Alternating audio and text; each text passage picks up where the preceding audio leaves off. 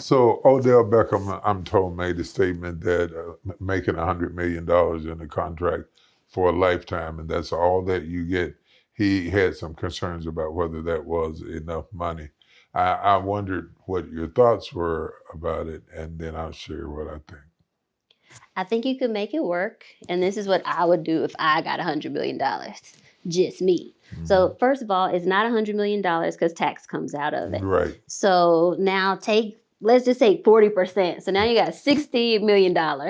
Then out of that $60 million, you don't get it all at one time. Well, I don't know. Does he get his in 1 year? Or is it over? He could get it either way. Okay. Let's imagine he got it in 1 year. Mm-hmm. So that $60 million, this is how I would break it up. Not education advice, but personal. Just your opinion. So in the 60 million, a good amount of it I would put in the S&P 500 because it grows about 8 to 10%. I would have a portion of it. So let's do my percentages. Let's say 25% of it I actually had in cash. That's a lot. That's like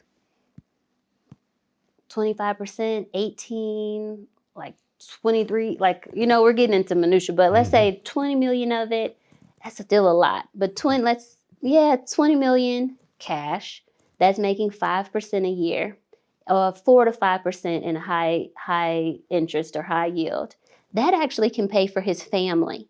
Because I have a feeling what his concern is, well, now people are asking me to take care of them. Now people are asking me to buy them houses. Well, that 5% return on the 20 million can go towards funding people's lifestyles, including his own. Mm-hmm.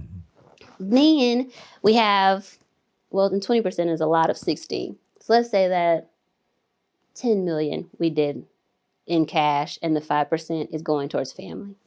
Then another portion of it we have towards the S&P 500. That's making a 8 to 10% return. So that's actually not bad. So let's imagine that 40 million of it is in the S&P 500 and it makes 10%.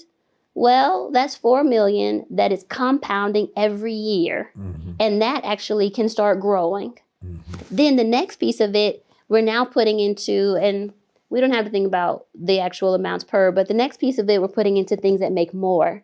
So individual stocks can make more, private equity can make more. Now we're getting into the over 20% return.